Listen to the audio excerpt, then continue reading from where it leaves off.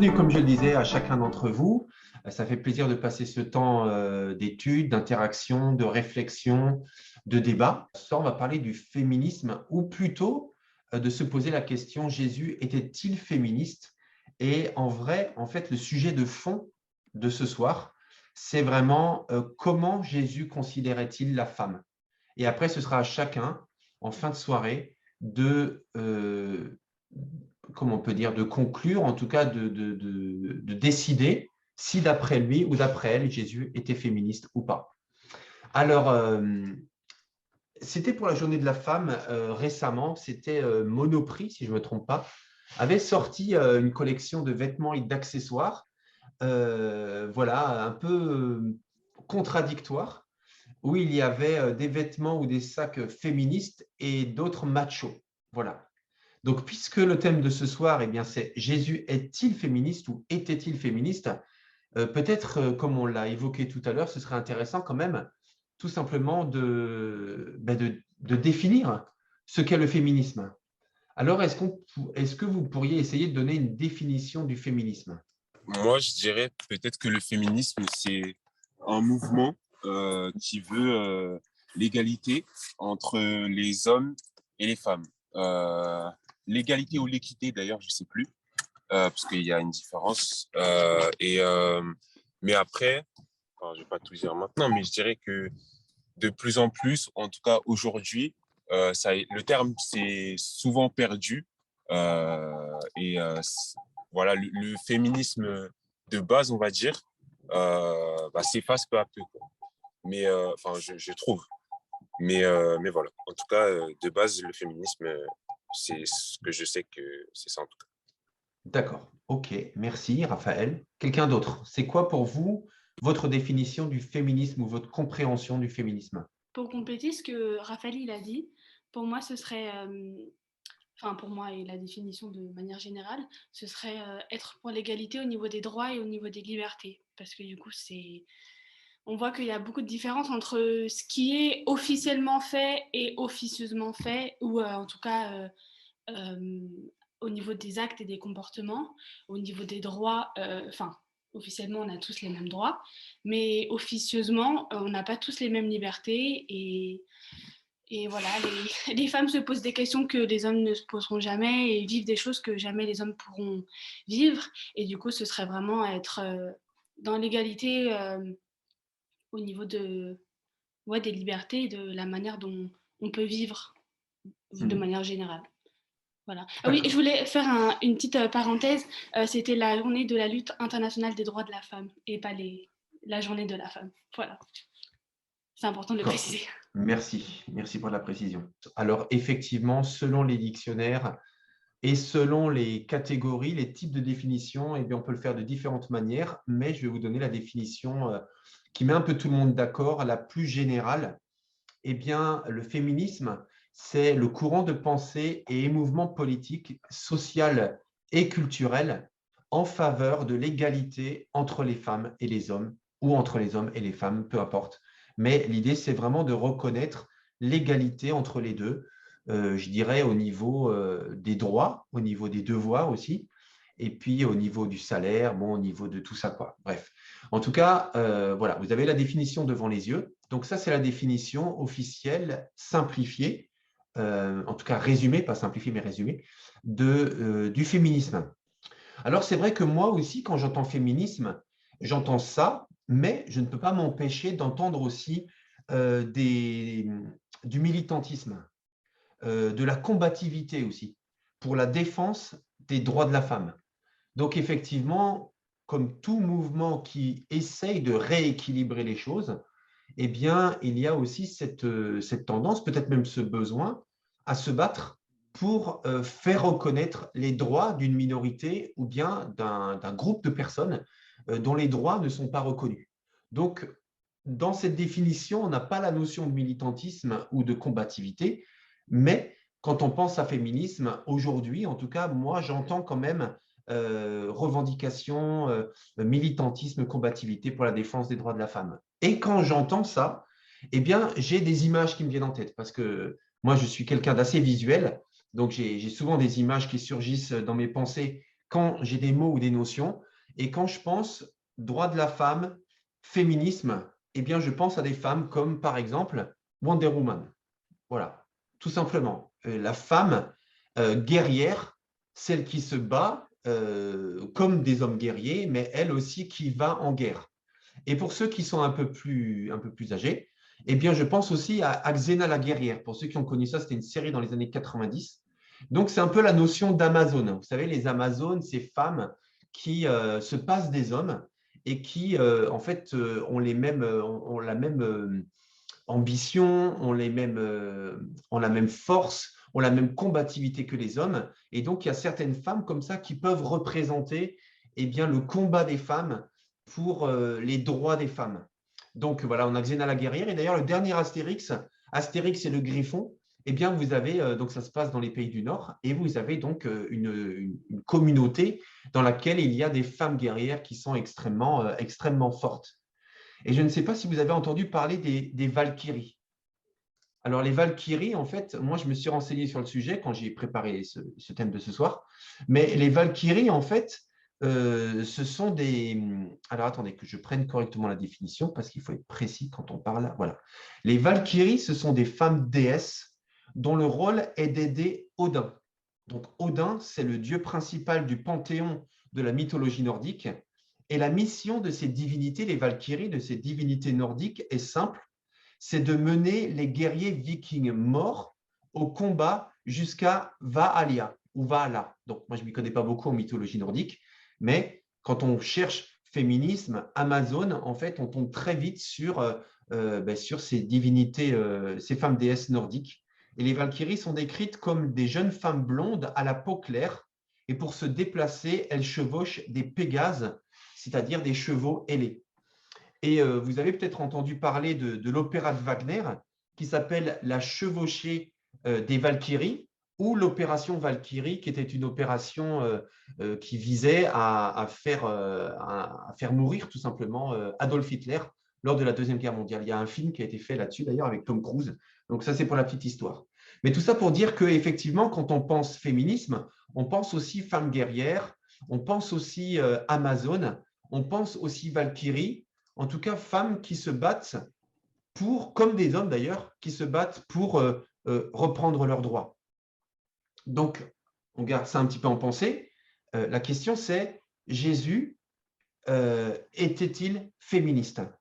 Et je répète, le sujet de fond, en fait, au-delà de ça, c'est vraiment comment Jésus considérait-il la femme? Et j'aimerais peut-être vous montrer le plan de la soirée parce que ça, ce sont les 4 thèmes qu'on va aborder ce soir. Donc, la première partie, ça va être tout simplement la base de la base, parce que pour répondre à la question, eh bien, comment Jésus considérait-il la femme? La première chose à faire, c'est évidemment de voir ce que les textes qui nous relatent la vie de Jésus, c'est-à-dire les textes principaux sont les évangiles. Eh bien, qu'est-ce qu'on voit dans les évangiles concernant l'attitude de Jésus face aux femmes ou auprès des femmes ou face aux hommes quand il y a des femmes qui lui sont présentés tout simplement. Donc, on va prendre quelques textes des évangiles qui sont représentatifs de la façon dont Jésus considérait la femme ou les femmes. Ensuite, on va parler de Jésus et des femmes, tout simplement, en essayant de comprendre, au-delà des quelques textes qu'on va prendre, eh bien son attitude générale. On va voir d'excellents projets aujourd'hui pour permettre à la femme eh bien, d'être au même niveau de droit que les hommes, mais on va voir que malheureusement, parfois, malgré les excellentes initiatives et projets qui ont lieu aujourd'hui, il y a quand même un mais. Quand je dis un mais, ça veut dire qu'il y a quand même, c'est malheureusement pas tout bon. Voilà. Ensuite, on va voir pour terminer, eh bien, le fait que Jésus est venu libérer l'humanité de quelque chose qui crée ce déséquilibre, qui va bien au-delà des droits de la femme, mais qui crée un déséquilibre chez l'homme et chez la femme, et qui fait qu'on arrive à des déséquilibres dans les relations, dans la vie sociale entre les hommes et les femmes. Donc, on va essayer de cheminer ensemble pour voir le plan de Dieu principal à travers la Bible et en particulier à travers la vie de Jésus concernant les femmes, tout simplement, et la place que les femmes ont, et après, par extension, que l'humanité a, hommes et femmes, aux yeux de Jésus, tout simplement. Donc, voilà le plan de la soirée. Alors, attendez que je rejoigne mon diaporama. Oups, je me suis un peu perdu là. Voilà. Alors, ce que je vous propose maintenant, c'est de prendre ces textes. Donc, on va prendre ce soir 6 textes et on va les étudier. Mais la meilleure manière de les étudier, en fait, c'est qu'on fasse des petits groupes. Et à travers ces petits groupes, eh bien, ça laissera le temps. Alors, il faudrait faire des groupes de 2, de 3 maximum pour pouvoir étudier ces textes et à chaque fois se poser la question, comment Jésus considérait-il la femme ou cette femme en particulier? Quelle était l'attitude de Jésus? Comment, d'après vous, la considérait-il à la lumière de ce texte? Alors, le mieux, c'est de faire 1, 2, 3, 4, 5 groupes. Alors, je ne sais pas exactement combien on est. Je vois 14 connexions. Attendez que je vérifie. OK, on va faire 4 groupes. Donc, le premier groupe va étudier les 2 premiers textes parce qu'ils sont très courts. Le deuxième groupe va étudier la femme adultère, donc dans Jean 8. Le troisième groupe va étudier la Samaritaine dans Jean 4. Et le quatrième groupe va étudier la femme de mauvaise réputation. Et pour ceux qui étaient au culte ou qui l'ont vu sur YouTube, c'était le texte qui a été choisi par le pasteur Renaud Houvet. Voilà, donc ça, c'est le quatrième groupe. Alors, je vais vous mettre moi-même dans les groupes, tout simplement. Et puis, je vous inviterai à prendre ce texte, à le lire. Donc, vous pouvez prendre une photo de l'écran ou faire une capture d'écran. Normalement, je pourrais le laisser afficher pendant tout simplement pendant l'étude. Et je voudrais laisser entre 15-20 minutes maximum, et je pense que 15, ça doit suffire, à chaque groupe pour pouvoir étudier ce texte. Et rappelez-vous, répondre à la question, comment Jésus considérait-il, à la lumière de ce texte, comment Jésus considérait-il cette femme? Vous allez étudier ce texte pendant 15 minutes. Ensuite, on va se retrouver et puis vous allez nous expliquer. Donc, chaque groupe va expliquer aux autres ce que vous avez trouvé dans ce texte. Voilà, tout simplement. Est-ce que c'est OK pour tout le monde? Oui. Oui. D'accord. Oui. OK. Très bien. Voilà. Et on va laisser la parole donc, au premier groupe, donc Alfred, Joël et Patrick, pour que vous puissiez bien nous expliquer ce que vous avez discerné à la lecture de ce texte sur la manière dont Jésus considérait cette femme qui a la perte de sang. Donc, d'après vous, comment la considérait-elle? Et expliquer à quoi on le voit, en fait, ce que vous pensez. Enfin, il voulait pas. Il pense. C'est pas une question qui s'adressait spécialement à tel sexe ou à l'un ou l'autre, quoi. Une question qu'on a considérée neutre. Et la bénédiction, en fait, elle a reçu sa bénédiction quand le Seigneur Jésus lui a dit: ma fille, parce que tu as cru en moi, tu as été guérie, va en paix. Donc sa foi, que ce soit un homme ou une femme, elle c'était une femme d'occurrence, et ben c'est sa foi qui l'a guérie, tout comme la foi d'un homme l'aurait guérie. Voilà, la foi en Jésus ne choisit pas tel ou tel sexe. Voilà, OK. parce qu'on essayait de commenter le texte par rapport au thème. Oui, tout à fait, absolument, oui. Ouais. Je ne sais pas si j'ai oublié quelque chose, Joël et Alfred. Non, c'est bien ça. Je pense que ce sont les 2 versets où Jésus-Christ s'adresse à la femme ou bien à la foule. Cette femme aussi faisait partie de la foule. Hein, donc. Voilà, exactement. J'ai eu du mal à entendre au début. OK, donc j'ai peut-être manqué quelque chose. Mais parmi les autres participants, est-ce que vous souhaitez rajouter quelque chose? Qu'est-ce qu'on remarque sur la manière dont Jésus considère cette femme? Est-ce qu'il y a quelque chose d'autre de significatif que vous avez remarqué? Il ne faut pas paraphraser, hein, mais juste, est-ce qu'il y a des éléments qui vous semblent significatifs sur la manière dont Jésus considère cette femme? Moi, j'ai remarqué qu'il disait ma fille, enfin là, j'ai pas le texte sous les yeux, mais ma fille, ta foi t'a guérie, etc. Je sais pas si à l'époque c'était normal de dire, d'appeler une femme ma fille, ou si là, ça casse les codes, ou si ça signifie quelque chose. Donc, j'ai pas la réponse, mais j'ai l'impression que c'est important quand même. OK. Je sais pas si tu sais ou pas, mais... Ben, je vais dire un mot dessus après, oui. Ok.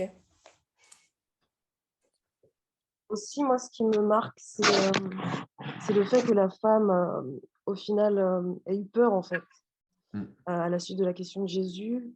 Alors, je ne suis pas sûre de la raison pour laquelle elle a eu peur. Alors, est-ce que c'est parce qu'elle a touché, lui, c'était un homme, ou est-ce que c'est parce qu'elle avait une perte de sang, et donc, du coup, elle était considérée comme dans sa période, dans sa période et donc impure, et donc ça ne se faisait ça ne se faisait pas déjà de toucher un homme, et ensuite de toucher un homme, bon, voilà, je me demande si ce n'est pas aussi, si ce n'était pas justement de l'audace de sa part, euh, et, euh, et, euh, et du coup, c'était quelque chose qui ne se faisait pas, qu'elle a osé faire, et qui n'a absolument pas, que Jésus n'a pas relevé, en fait, ça ne l'a pas du tout dérangé d'être touché par une femme. C'est très juste. En fait, c'est intéressant de noter qu'elle était tremblante quand Jésus a cherché à savoir qui l'avait touchée, parce qu'elle a eu peur de la réaction de Jésus. Pourquoi? Eh ben, tu as dit très justement, Floriane, les raisons. Parce qu'en fait, d'après Lévitique, chapitre 11 à chapitre 15, il est parlé des impuretés, en fait, de ce qui rend un homme impur ou une femme impure. Et en l'occurrence, il ne fallait pas toucher un cadavre, en fait, il ne fallait pas de contact avec du sang, tout simplement. Le sang d'un animal, le sang d'un être humain, et notamment une femme qui avait des pertes de sang, même si c'est naturel, eh bien, c'est quand même du sang. Et comme dans la loi, eh bien, le sang, c'est la vie, eh bien, on ne pouvait pas être en contact avec le sang en restant pur. Et donc, un homme qui était en contact avec du sang était impur. Ce n'était pas un péché, hein, mais il était impur dans le sens où il ne pouvait pas aller au temple pendant au moins 24 heures. Donc, imaginez Jésus, qui était un maître, un rabbin, et qui, lui, eh bien, se trouvait impur en raison d'une femme, alors qu'il ne l'avait pas choisie. Donc, ça veut dire que ce n'est pas lui qui a fait le geste, mais il a été, comment on peut dire, il a été passif dans la démarche. Donc, c'est cette femme qui l'a touché alors qu'elle avait une perte de sang, donc elle a rendu impur Jésus. Et elle pouvait s'attendre à ce que Jésus soit en colère contre elle, parce qu'à cause d'elle, eh bien, Jésus est devenu impur, alors que, voilà, à cause d'elle, ce n'est pas de son fait, à lui. Mais Jésus n'a pas mal réagi, en fait. Au contraire, il l'a bénie, il s'est laissé toucher par elle, et puis il l'a encouragée. Donc, il l'a encouragée, il l'a valorisée, il l'a guérie, et il n'était pas du tout fâché contre elle. Donc ça, c'est quelque chose d'assez significatif dans cette situation. Moi, je peux ajouter quelque chose? Oui, bien sûr. Au verset 47, il est dit qu'elle a déclaré devant tout le peuple. Elle devait être audacieuse pour déclarer cette chose-là, sachant le foudre qui pourrait arriver, C'est ça. même si Jésus était compatissant, mais tous ceux qui entouraient Christ et les hommes qui entouraient Christ, quelle aurait pu être leur réaction face à son attitude, quoi. Exactement. Exactement. OK. Très bien. On va continuer avec Jésus chez Marthe et Marie.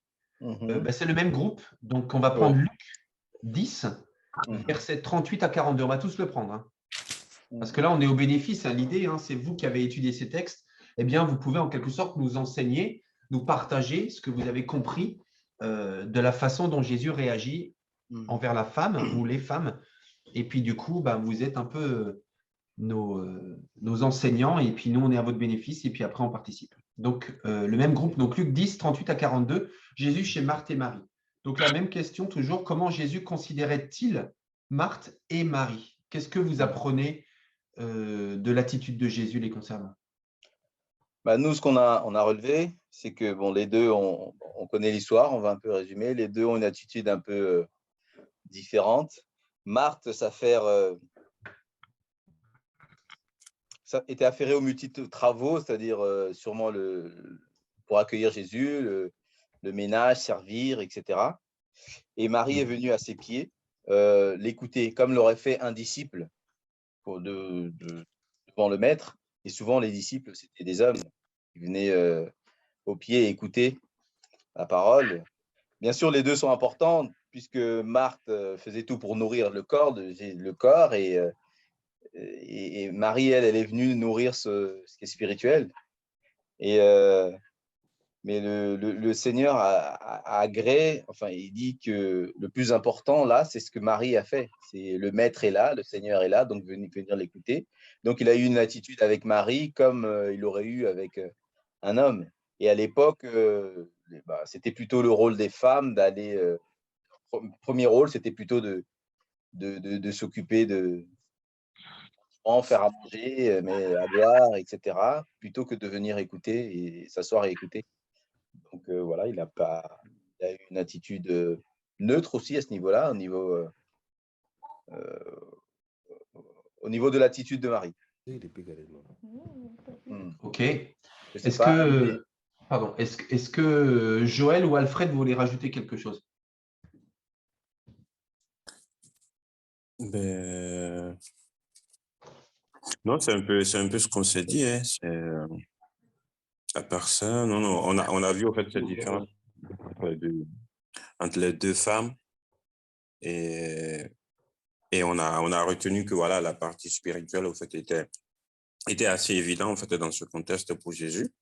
Et d'ailleurs, en fait, voilà, c'est la base. Hein. Donc, donnons la priorité à son royaume et puis le reste nous sera donné.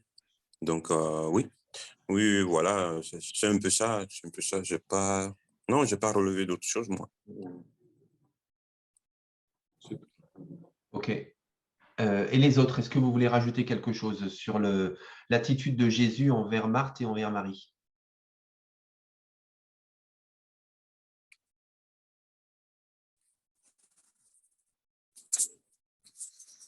Nadège, tu n'as pas ton micro, Nadège. Tu ne l'as pas activé. Oui, vas-y, Louise. Moi, je voulais juste dire que je crois que ça a un peu déjà été dit, mais je trouve ça important de souligner que, en fait, je trouve que souvent on retient de ce passage que Jésus il fait un reproche à Marthe et un peu la vision de la femme, un peu la femme relou qui veut tout le temps tout bien faire, etc., un peu cliché, alors qu'en fait, dans le contexte de l'époque et même encore maintenant, on attend ça de la femme, en fait, et en fait, elle remplissait hyper bien son rôle pour l'époque, et l'hospitalité dans le contexte juif, c'était hyper important, c'était hyper important, bref. Et donc, en fait, elle faisait ce qui était bien par rapport à la loi, etc. Et aussi, enfin, comment dire, en fait, je trouve que ce passage, il montre que Jésus considère que la femme peut être disciple et que la femme peut être enseignée, et c'est vraiment révolutionnaire à l'époque parce que les femmes, elles n'étaient pas, elles n'allaient pas, enfin, dis-moi si je me trompe, papa, mais elles n'étaient pas enseignées, elles n'allaient pas à l'école, je ne sais plus comment on appelle ça, Rabbinique. rabbinique, voilà, c'était vraiment pas du tout la place des femmes. Et là, c'est comme si Jésus, il disait, bah en fait, oui, enfin, c'est ça, il ne fait pas de différence entre l'homme et la femme. Et il appuie pas non plus en disant, oui, la femme peut, mais juste, elle est là, il la laisse, et en fait, il fait comme si c'était normal, quoi. Donc, c'est pas un reproche, enfin, si, c'est un reproche qu'il fait à Marthe, mais c'est pas juste le reproche de elle fait pas ce qu'il faut, etc. En fait, elle fait ce qu'il faut, mais c'est aussi pour dire que c'est ça, que Marie, en fait, que la femme peut tout simplement être disciple, être enseignante. Enfin, je trouve que c'est un peu plus positif de le voir comme ça aussi, quoi. On est tout à fait d'accord. Sarah est d'accord avec ça, je pense aussi. Elle a l'air. Quelqu'un veut rajouter quelque chose?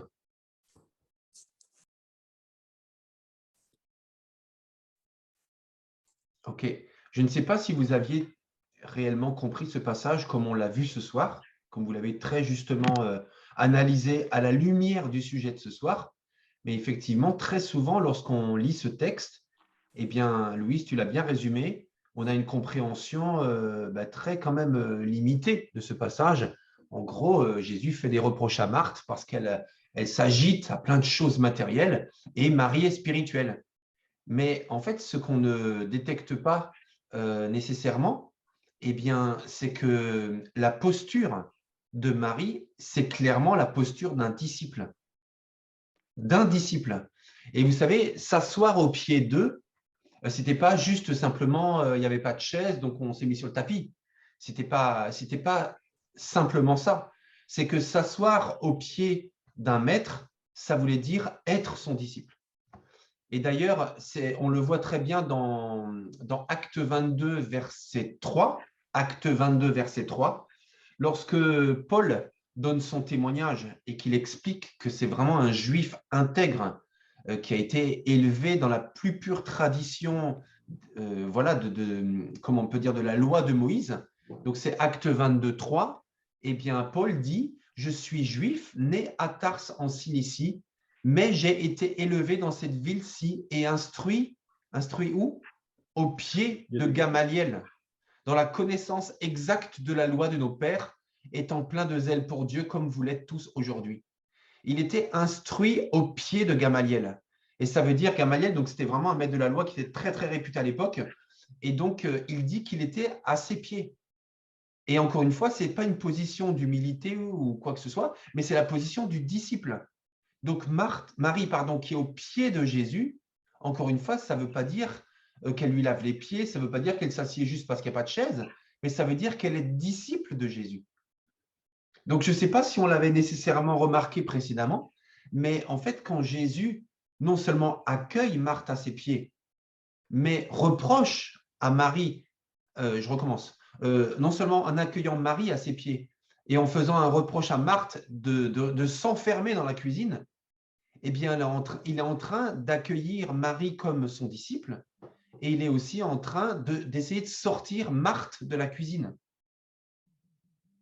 Donc, en fait, c'est vraiment très, très important de réaliser que Jésus veut des disciples femmes et qu'il accueille Marie comme son disciple, tout simplement. Et ce qui est intéressant dans ce que tu as dit, Louise, c'est qu'en fait, il n'insiste pas sur le sujet. C'est juste qu'il y a des disciples hommes, il y a des disciples femmes. Et alors, ce n'est pas un sujet, en fait. Il n'y a pas besoin de polémiquer, il n'y a pas besoin de le souligner. C'est juste normal, en fait. Jésus, il avait des disciples femmes. Point. Tout simplement, en fait, il n'y a pas de distinction. Donc, il n'y a pas de sujet de polémique, pour Jésus en tout cas. Il n'y a pas de sujet de polémique. On va prendre le troisième texte. Donc, c'est le deuxième groupe qu'il a abordé. Donc, c'est Annie, Clara et Floriane. Et c'est le sujet de la femme adultère. Donc, dans Jean 8, versets 1 à 11. Jean 8, versets 1 à 11. Donc, on va prendre ce texte et on va écouter Floriane, Clara et Annie nous expliquer ce que vous avez observé dans ce texte sur la manière dont Jésus considère cette femme. Enfin, moi, j'avais souligné le fait que déjà, on voit que c'est uniquement la femme qui est accusée et que l'homme ne l'est pas. Et que, en fait, Floriane avait relevé que c'était le but, en tout cas, de ce que les pharisiens voulaient, c'était vraiment de l'humilier et de l'afficher devant tout le monde, de montrer son péché devant tout le monde. Et qu'en fait, on a relevé le fait que on voit que Jésus s'est mis dans une posture vraiment de père, en fait, ou de frère, enfin plus de père, on va dire. Et que, en fait, il a relevé le fait que en fait, il n'a pas de.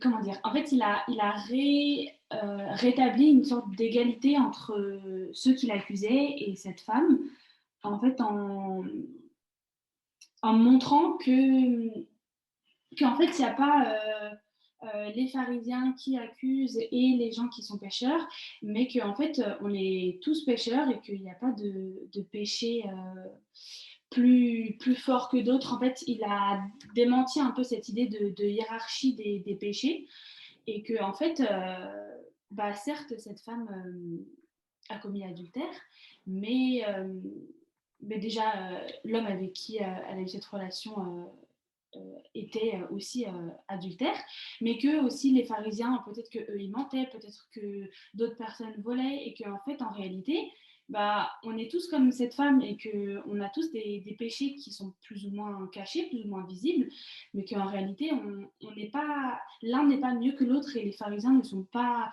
mieux placés pour accuser cette femme qu'une personne du peuple aurait pu l'accuser, et qu'en réalité, en fait, on est tous pécheurs, et du coup, on a relevé le fait qu'il a d'abord vu la femme et l'humain d'abord avant la pécheresse, je sais pas, et qu'en réalité, il a d'abord vu son cœur et qu'il a voulu aussi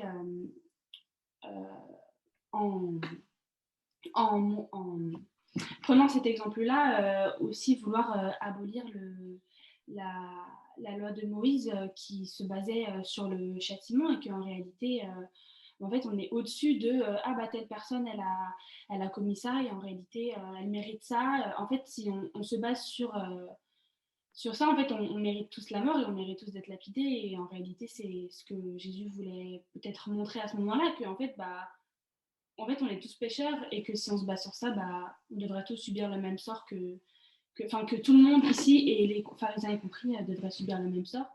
Et donc, que même lui, qui est le plus juste de tous ceux qui étaient là et le plus parfait, ben, même lui ne l'a pas accusé. Donc, il montre qu'en fait, on ne devrait pas se permettre de juger cette femme et qu'en fait, elle a tout autant de valeur que le pharisien qui est religieux. Je parle beaucoup. Je tourne en rond, j'ai l'impression. Ok, bah, c'est pas grave. Merci Pardon. Clara. On va laisser la parole à Annie et à Floriane pour savoir si vous voulez rajouter quelque chose. Non, c'est ça, c'est ce que Clara a dit en fait. Jésus rétablit en fait les choses en fait en ce qui concerne le statut de pécheur. Donc il n'y a pas des pécheurs, des pécheresses d'un côté ou des pécheurs. En fait, tous sont pécheurs. Et en fait, il ne pointe même pas le fait que ça soit une femme. Ce sont les pharisiens qui pointent cela. Et puis aussi, bon, moi, ce qui m'avait marqué aussi, c'est le fait que, bah, justement, comme l'a dit Clara, c'est une femme adultère et que apparemment l'adultère, lorsque c'est la femme qui l'a commis, enfin, qui commettait l'adultère, c'était extrêmement grave, au point de mériter la mort, alors que l'homme, bon, a priori, bon, si grave que ça, voilà. Et donc, ça rejoint complètement le sujet, puisque bah, là, c'est une femme qu'on vient humilier devant tout le monde en public, au passage pour éprouver Jésus, bien entendu, parce que c'était le but. Hein. Les pharisiens passaient leur temps à faire ça concrètement. Et donc, c'était vraiment pour voir comment il allait réagir. Et encore une fois, bah, Jésus a été... il a bousculé les codes, il a été révolutionnaire. En plus, en donnant une réponse vraiment déstabilisante, à laquelle on ne s'attendait pas, qui est qui est rempli de sagesse, de justesse, de justice. Et on sent que, oui, Jésus en fait, c'est un autre niveau. C'est vraiment un autre niveau. Je veux dire, il leur a tous cloué le bec. Mais vraiment, là, ils se sont tous retirés les uns après les autres. Donc là, ça a été fait avec, j'ai envie de dire, avec finesse, avec classe, avec élégance. Enfin, c'est assez impressionnant, en fait, la manière dont Jésus a, comment dire, a répondu, en fait. Et du coup, on avait parlé aussi de cette posture de père, et ça rejoint aussi le premier texte qu'on a lu, où Jésus dit justement ma fille. Et moi, c'est vraiment ce à quoi ça m'a fait penser. J'ai senti ce côté voilà, paternel, ce côté voilà, Protecteur. frère, voilà, protecteur, frère, etc. Et Annie disait justement qu'il la regardait, parce qu'au départ, il ne regardait personne, mais lorsque tout le monde s'est éclipsé et parti, à cause de la conscience justement qui les rattrapait, il a levé la tête, il l'a regardée. Donc c'est pour montrer qu'elle avait de la valeur à ses yeux et que lui-même ne la condamnait pas non plus, comme l'a dit Clara. Parce que lui, il a ce pouvoir-là, en fait, de juger. C'est lui le juge. Ok. Annie, est-ce que tu veux rajouter quelque chose? On s'est juste aussi fait la réflexion qu'a priori, il y avait plein de femmes autour. C'est-à-dire qu'au début, ils sont dans la cour du temple et il y a tout le peuple. Donc, il y a des hommes, des femmes, et après, il y a les pharisiens qui s'approchent pointer la femme. Mais il y avait aussi plein de femmes autour. Et on se rend quand même aussi compte dans un certain nombre de situations, et aujourd'hui encore, dans des situations mondiales où la femme est vraiment malmenée, on pense à l'excision, il y a des choses comme ça, où d'autres femmes, des fois, sont aussi collaboratrices en fait, de malmener d'autres femmes.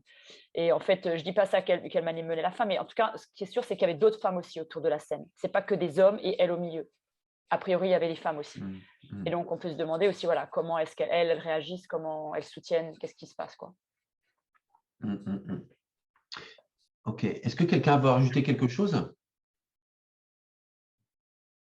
qui vous a marqué sur l'attitude de Jésus qui n'a pas encore été dit, par exemple? Juste le fait que, désolée, que bah, je trouvais, enfin, en fait, juste pour dire pour le texte d'après, on s'est trompé, comme on était le groupe 3, on pensait, en fait, on avait oublié que le groupe 1, il faisait 2 textes, du coup, on a fait ce texte aussi avec notre groupe, on n'a pas fait le texte qu'on devait faire. Voilà. D'accord. Et du coup, bah, on a aussi analysé le passage et Nadège avait relevé elle a dit, ah, mais tiens, il parle à la femme que à la fin quand même et tout. Et après, je me suis dit, bah oui, mais déjà, il lui parle, parce qu'il aurait pu ne même pas lui parler, parce qu'il y avait ce côté aussi, comme on disait, l'impureté, la personne qui est péchée, il y a la pureté rituelle où on ne va pas lui parler, on ne va pas la toucher, etc. Donc, il lui parle et il attend justement que tout le monde soit parti pour être seul à seul avec elle et pour la considérer que elle en privé, et enlever tout ce côté humiliant et juste je te considère toi et je te dis les choses à toi et voilà, qui lui rend vraiment sa dignité il essaye d'être de cœur à cœur avec elle et voilà, on avait remarqué ça. C'est vrai.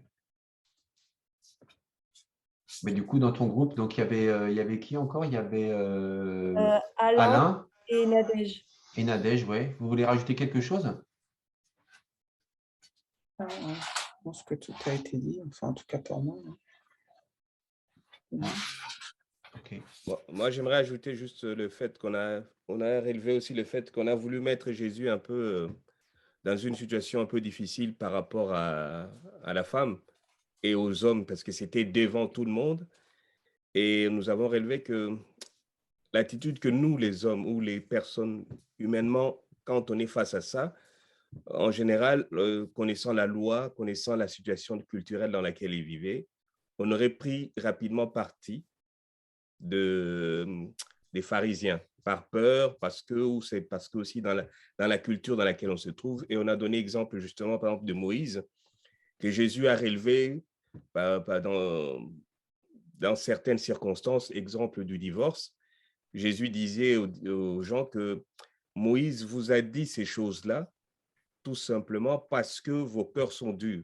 Donc, même Moïse, face à la peur ou face à la situation, à la pression de la culture, il pouvait changer d'avis ou, comment on appelle, interpréter ou donner une autre interprétation au message du Seigneur. Et que là, Christ, lui, comme disait tout à l'heure ma sœur Floriane, Jésus est resté au-dessus de la mêlée. Il est vraiment resté celui qui prend le temps de compatir, d'écouter et de mettre tout le monde face au péché. Il n'y a pas de différence entre un homme et une femme face au péché. Et nous avons relevé cela en tout cas en disant qu'il n'a pas fait de différence.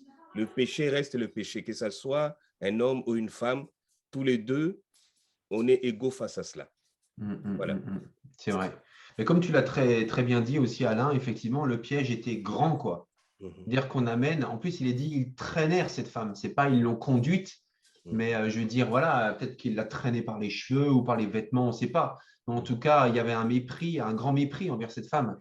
Donc, ils la traînèrent vers Jésus, ils l'ont attrapée en flagrant délit. Donc là, il n'y a même pas de débat, en fait, hein, sur la réalité de la situation. Ils l'ont traînée devant Jésus. Et là, la lumière de la loi de Moïse, hein, qui a été donnée par Dieu, eh ben, je veux dire, là, visiblement, il ne pouvait donner qu'une seule réponse. Donc, le piège était vraiment grand. Donc, effectivement, pour rejoindre ce que tu disais, Alain, effectivement, je veux dire, là, à double titre, on voit le respect de Jésus pour cette femme et l'attention qu'il a envers cette femme en tant qu'individu et pas simplement femme qui a commis une erreur. Donc, il va au-delà de son erreur, qui est vraiment une erreur. C'est vraiment un péché. L'adultère, de toute façon, c'est clairement le cas. Mais il veut pas que cette femme soit enfermée dans son erreur. Et ce n'est pas parce que c'est une femme qu'elle a tort dans un monde d'hommes qu'il va nécessairement lui donner tort. Enfin, en tout cas, lui donner tort. Il va pas l'enfoncer, je veux dire. Exactement. Et donc, il la valorise, il la sauve de la mort. Hein. Donc ça, c'est déjà, enfin, je trouve qu'il a mis en œuvre, il a mis en place une énergie incroyable pour rester à flot, tout simplement, du contexte, premièrement. Et deuxièmement, ça a été dit aussi, il n'y a pas de différence entre les hommes et les femmes. Et justement, puisque ces hommes parlent de la loi de Moïse, eh bien, ce que Jésus aussi n'a pas accepté, c'est que ces hommes soi-disant qui connaissaient par cœur la loi de Moïse, eh bien, ils ont mal utilisé la loi de Moïse. Exactement. C'est-à-dire que la loi de Moïse, d'après Lévitique chapitre 20, verset 10, en cas d'adultère, c'était l'homme et la femme qui devaient être lapidés. Exactement. Donc, les deux devaient être lapidés parce que l'adultère, il faut être deux pour faire un adultère. Mais aux yeux de ces hommes, la femme était tellement inférieure à l'homme qu'il n'y avait que elle qui devait être punie. En fait, il l'a méprisée au plus profond d'eux-mêmes, d'abord parce qu'elle avait commis l'adultère, mais en plus parce que c'était une femme. Donc, ce qui fait qu'ils étaient beaucoup plus indulgents envers l'homme qu'envers la femme. Donc, c'est clairement du sexisme, tout simplement. Et donc, aux yeux de Dieu, comme l'homme et la femme sont égaux, eh bien, les deux devaient périr dans le cas de ce péché-là. Exactement. Tout à fait. Donc, il y avait une malhonnêteté de fond que Jésus ne pouvait pas ne pas corriger. Donc, ça, c'est vraiment important de le noter que Jésus a sauvé cette femme pour les raisons qu'on a évoquées et il l'a vraiment défendue, en fait. Il l'a défendue, rien de moins que ça. Alors, du coup, il y a un autre texte qui est très important, c'est la Samaritaine au bord du puits, Jean 4, versets 7 à 30. Mais là, j'ai l'impression alors que finalement, personne n'a préparé ce texte. OK, alors on va quand même vite le prendre, on ne va pas le lire en entier. Donc, c'est, je disais, Jean 4, voilà, Jean 4, versets 7 à 30. Mais je le dis pour nous tous et puis aussi pour l'enregistrement. Donc, Jean 4, versets 7 à 30. Et là encore, c'est intéressant. Alors, Jésus n'a pas fréquenté que des femmes de mauvaise vie. Hein. Rassurez-vous, l'évangile, dès que l'évangile cite une femme, ce n'est pas pour parler d'une femme qui a des problèmes. C'est important de le souligner aussi. Mais il y a quand même quelques cas comme ça, où il y a vraiment des femmes qui ont le profil type de la femme infréquentable. Donc, c'était le cas de cette femme qui a été traînée, hein, c'est le mot qui a été utilisé au pied de Jésus, et cette femme, cette Samaritaine au bord du puits. Donc, elle avait tout de la femme infréquentable. Elle avait, donc d'après le texte, déjà c'était une Samaritaine. Donc déjà, les Samaritains, les Juifs se détestaient réciproquement. Donc ensuite, elle a été mariée plusieurs fois, ce qui encore en France, jusqu'à très récemment, c'était très mal vu. Je veux dire, il y a encore 50 ans, une femme qui divorçait ou un homme qui divorçait, c'était très mal vu. Mais alors, imaginez, il y a 2000 ans. Donc, elle a été mariée plusieurs fois. Et aujourd'hui, en plus, elle vit avec un homme avec lequel elle n'est pas mariée. Donc, elle avait jusque-là déjà tous les attributs d'une femme infréquentable. Et pour tout dire, si elle était seule en plein midi pour puiser de l'eau, c'est parce que personne ne voulait la fréquenter. Mais Jésus, un homme juif, maître de la loi. Donc, nous, on le sait, mais à l'époque, tout le monde n'était pas forcément conscient qu'il était Dieu lui-même. Donc, il était pur, il était totalement pur. Eh bien, il a décidé de prendre du temps avec cette femme. Et en lisant le texte, eh bien, vous vous rendez compte qu'il n'a pas pris du temps pour la condamner, il n'a pas pris du temps pour l'accabler, mais il a pris du temps pour lui offrir la vie. Et ça, c'est incroyable parce qu'avant de lui offrir la vie, il lui a demandé de l'eau. Donc, visiblement, cette femme était très surprise d'ailleurs que Jésus lui demande de l'eau parce que visiblement, elle ne s'attendait pas à ce que ce type d'homme lui demande quelque chose parce qu'elle était infréquentable et elle ne méritait, selon elle, aux yeux des autres hommes, que le mépris. Donc, quelqu'un qui lui demande un service et qui s'intéresse à elle, déjà, ça commençait par la troubler. Mais ensuite, quand il lui offre de l'eau, il lui offre la vie éternelle, etc., etc., etc. Mais en fait, cette femme, elle a été bouleversée. Mais bouleversée au point qu'elle est elle-même devenue un apôtre. Quand je dis apôtre, ça veut dire envoyé. Donc, elle est devenue un missionnaire et elle a immédiatement couru au village pour aller annoncer le Messie. Donc, Jésus a choisi une femme infréquentable pour en faire un missionnaire. Et c'est exactement ça, en fait. j'invente rien, je ne suis pas en train de tordre le texte. Hein. C'est-à-dire qu'immédiatement, elle est allée partout au village pour annoncer ce qu'elle venait de vivre. Et Jésus, intentionnellement, a pris du temps avec cette femme et il l'a laissée partir pour être son témoin. Donc, il a choisi la femme infréquentable pour être son témoin. Et ça, c'est quand même une valorisation incroyable. Et vous avez remarqué que c'est tellement incroyable que quand les gens sont venus auprès de Jésus pour l'écouter et qu'ils ont eux-mêmes été convaincus que Jésus est le Fils de Dieu, qu'il est le Messie, eh bien, en fait, ils se sont sentis l'obligation de préciser à la femme qu'en fait, ils ont cru en Jésus, ce n'était pas grâce à elle. Parce que quand même, ils ont leur dignité, vous voyez ce que je veux dire? Donc, voilà, on a cru en Jésus, mais attention, voilà, c'est toi qui nous as amenés vers lui, mais ce n'est pas à cause de toi qu'on a cru en lui. Hein. On ne veut pas non plus mélanger les torchons et les serviettes. Donc, en fait, c'est ça le texte. Hein. J'invente rien. Hein. Je ne paraphrase même pas. Hein. Juste, je redis le texte.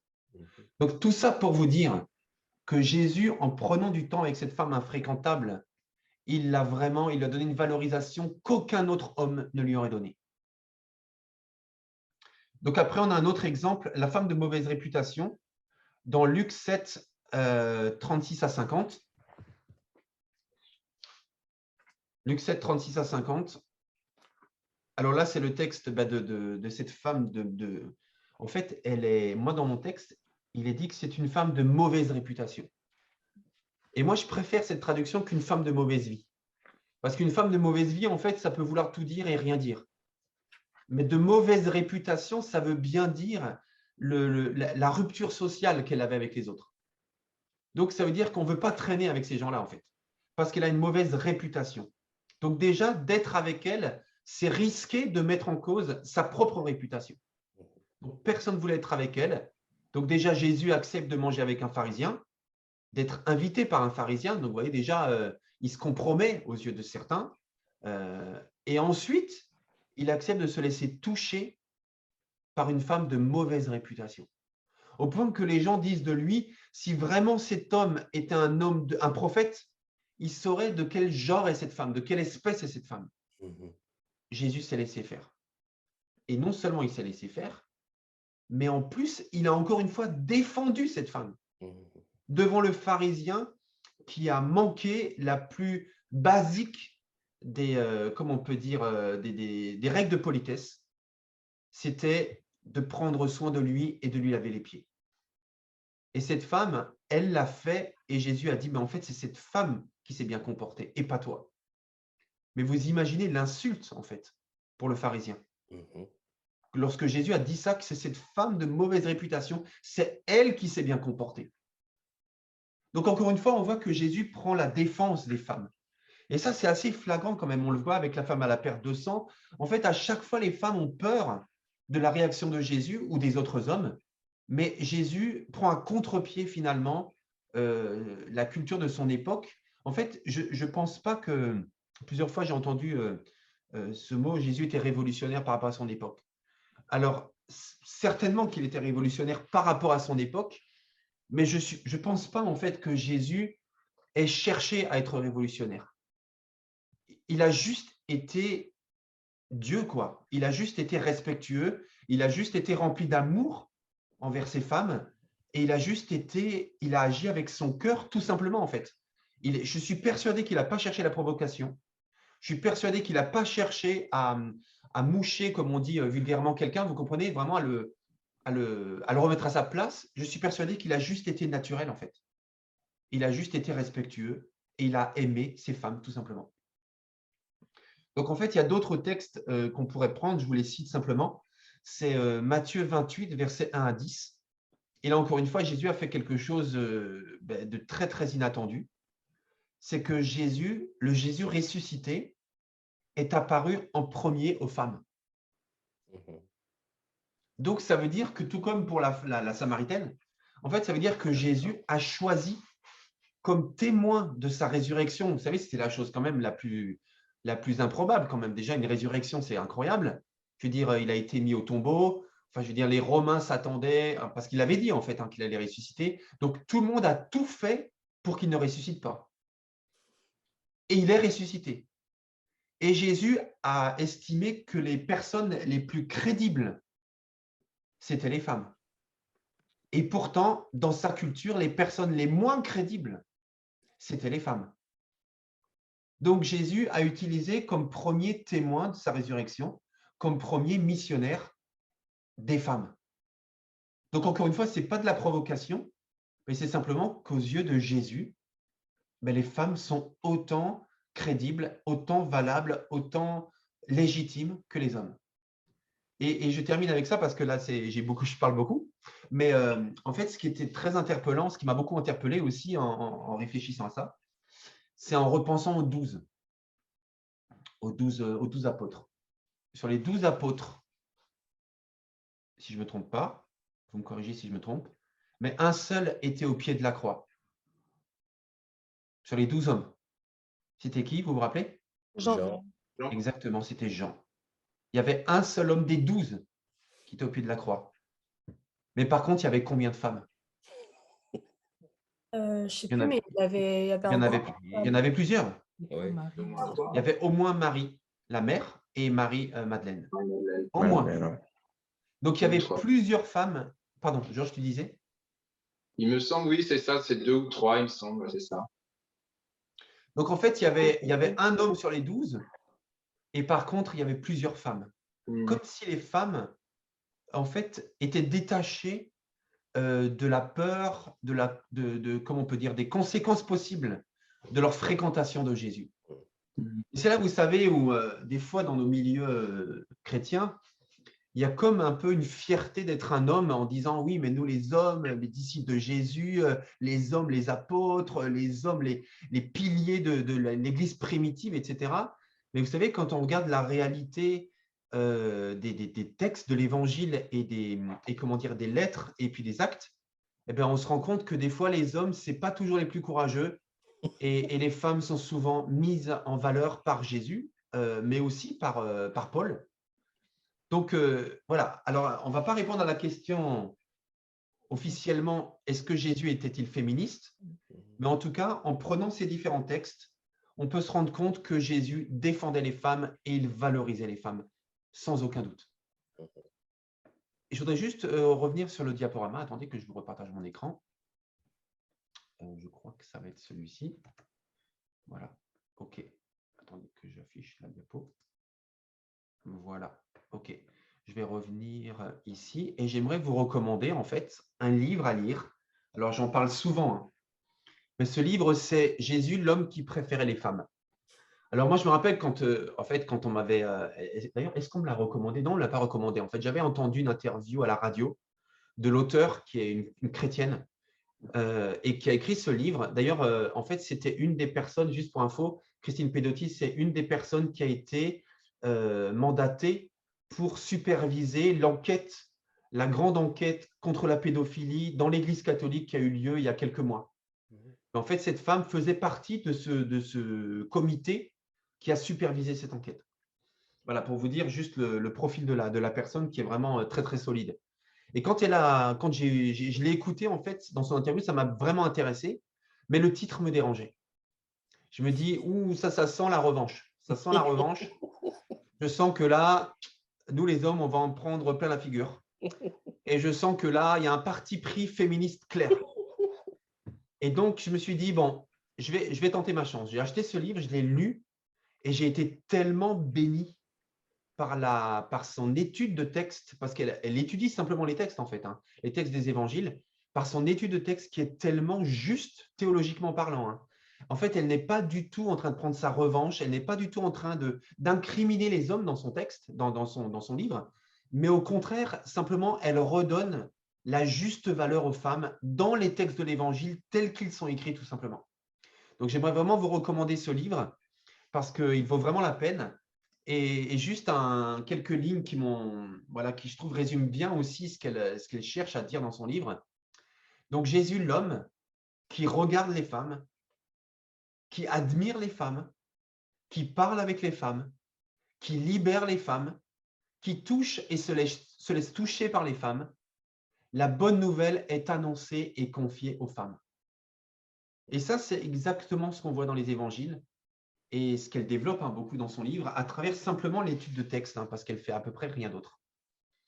Donc ça, c'est vraiment très intéressant. Je vous recommande vraiment ce livre, sincèrement. Lisez-le, vous serez tellement bénis.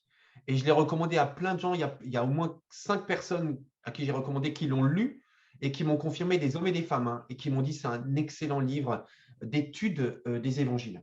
Donc, je vous le recommande chaleureusement. Et deuxièmement, je vous recommande aussi de lire cet article sur un blog. C'est Louise qui me l'a recommandé. Je l'ai lu. Donc, Jésus était-il féministe? Et j'ai trouvé que cet article est très intéressant. C'est sur le site internet de Imagodei ou Imajodei. Et donc, je vous invite simplement à lire cet article qui est très, très bien écrit et qui développe bien le sujet. Voilà. En fait, je vous propose qu'on aille plus loin encore et qu'on aborde le point suivant qui est Jésus est pour les femmes.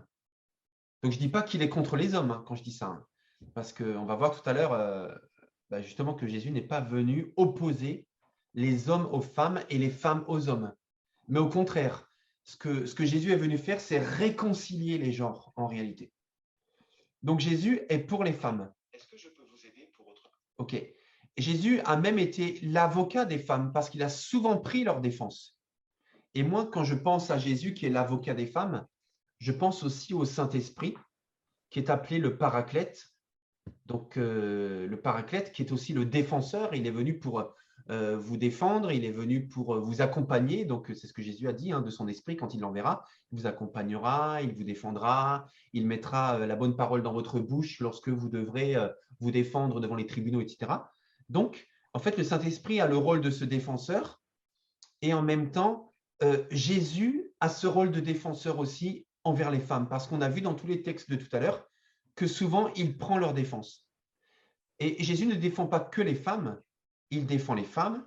En fait, il défend les plus vulnérables, souvent. En fait, il défend ceux qui ont besoin d'être défendus, qui n'arrivent pas à se défendre eux-mêmes ou qui ont besoin d'aide pour être défendus, tout simplement. Donc, comme les femmes, les veuves, les orphelins, les pauvres et les étrangers.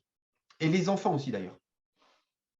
Et d'ailleurs, je ne sais pas si vous vous rappelez, mais dans les Actes, lorsque les premiers diacres ont été nommés, notamment Philippe, qui était un de ces diacres, Étienne, qui était un de ces diacres, eh bien, lorsque les diacres ont été nommés, est-ce que vous vous rappelez de la raison pour laquelle il a fallu nommer des diacres? Il y avait un problème pour la prise en charge de veuves. Ouais, il y avait pardon, Alfred, vas-y, redis, s'il te plaît. Il y avait un problème pour la prise en charge des veuves. Exactement. Et certains estimaient que leurs veuves étaient négligées par rapport à d'autres veuves. Ça veut dire que le rôle des apôtres et de l'Église primitive, c'était de prendre soin principalement des veuves et des orphelins, des personnes vulnérables. Donc Jésus a pris la défense des femmes parce qu'elles étaient vulnérables et parce qu'elles étaient, il fallait les défendre parce qu'elles étaient vraiment rabaissées. Les veuves et les orphelins aussi parce qu'ils étaient fragilisés par leur situation. Et c'est pour ça d'ailleurs que l'apôtre Jacques a dit plus tard que la véritable religion, c'est Jacques chapitre 1 verset 27, la véritable religion, c'est de prendre soin des veuves et des orphelins. La véritable religion, c'est de prendre soin des veuves et des orphelins. Donc de prendre soin de ceux qui sont vulnérables et qui sont fragilisés. Et c'est pour ça que Jésus a souvent pris la défense des femmes, parce que justement, elles étaient fragilisées de par même leurs conditions. Alors, j'aimerais vous montrer une photo que j'ai prise moi-même, tout simplement, il y a quelques semaines, lorsque j'étais au Tchad. Au Tchad, à N'Djamena, en fait. Donc, N'Djamena s'est beaucoup développé depuis 5 ans que j'y avais pas été. J'ai vu beaucoup de changements, notamment au niveau de l'immobilier. Il y a de grandes infrastructures qui ont été construites. Et parmi ces grandes infrastructures, il y en a une qui est vraiment impressionnante qui s'appelle la Maison de la Femme. Mais vraiment, c'est impressionnant. Le bâtiment est magnifique. Et là, vous voyez le bâtiment principal. Mais au-delà du bâtiment principal, vous avez toute une infrastructure autour qui est colossale. Et vous savez, le Tchad, c'est un pays vraiment très pauvre. Donc, d'investir autant d'argent dans la Maison de la Femme, ça m'a vraiment surpris et ça m'a vraiment encouragé. Et là, je vous montre juste à l'arrière parce qu'on avait aussi participé un jour à la formation d'aumôniers de prison, aumôniers militaires, aumôniers d'hôpitaux. Et donc, ça se passait à l'arrière de la maison de la femme. Donc, on a pu visiter un petit peu le site.